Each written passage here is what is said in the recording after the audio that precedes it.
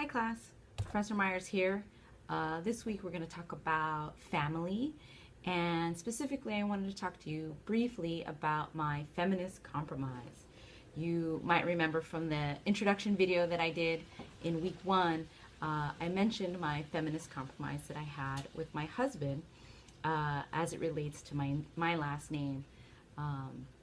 As a feminist, and you'll want to read the section on feminist and queer theory in this week's chapter. But as a feminist, changing my name as a result of my marriage was a tough decision that I really had to consider over many, many months, probably a few years.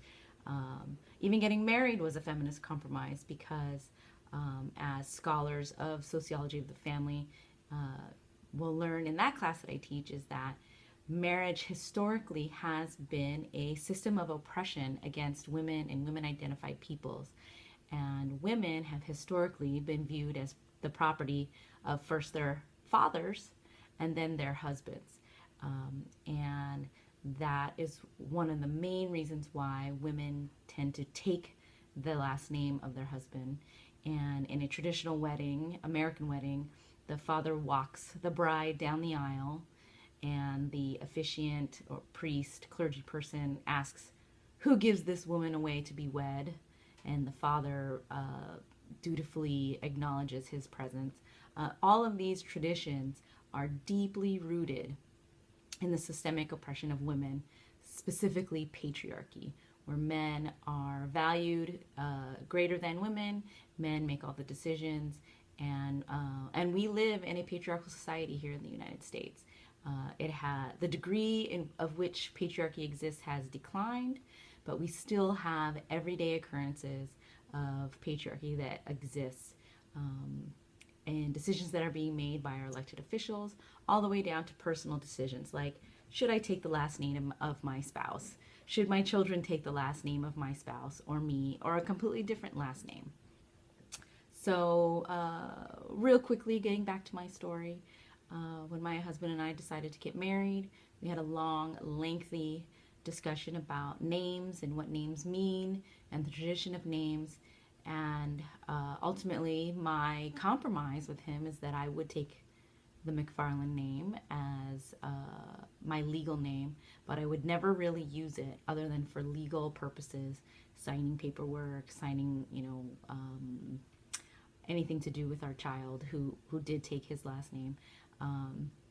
And professionally, I use Myers, which is my maiden name, which is ironically my father's name. So still patriarchal there.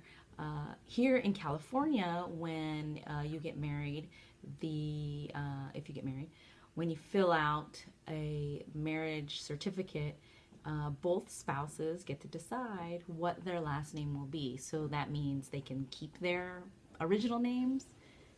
One can take the name of the other, and it is not confined or mandated by which spouse, by gender, whom changes their name. Or they can choose a completely different name. And we see a very small trend, but it's becoming more popular, where